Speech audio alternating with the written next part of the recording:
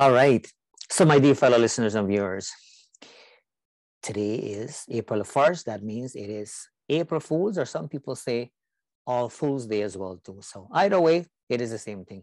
So, basically, many years ago, and there's no clear history on this, but it started in the 1700s where people will play practical joke with each other, right? There are disadvantages and advantages when it comes to this whole April Fool's Day thing.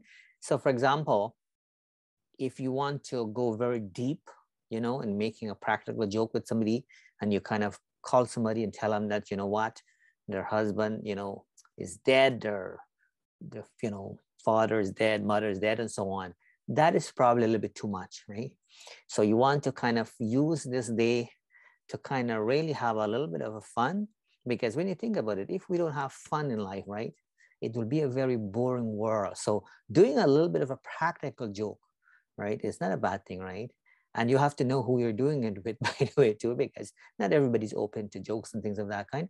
But you want to make sure that you're not going too deep where you're actually causing anxiety to people, right? When it comes to doing any sort of practical joke. So the April Fool's Day thing, or All Fool's Day, basically, it's a day to, I guess, to have a little bit of a fun, right? And there's nothing wrong with that. And so if you haven't had the chance to do any sort of practical joke with anybody as of yet, you still have some time if you're watching the video on the day of, so to speak. But I mean, if you forgotten about it, it's probably not a bad thing to kind of really do the following year, right?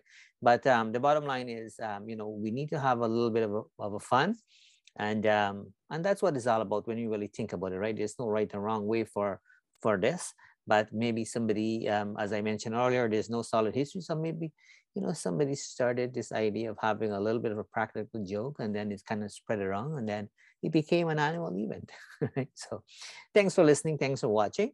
My name is Narayan Sukram, wishing you a great today and even better tomorrow. I'll talk to you soon.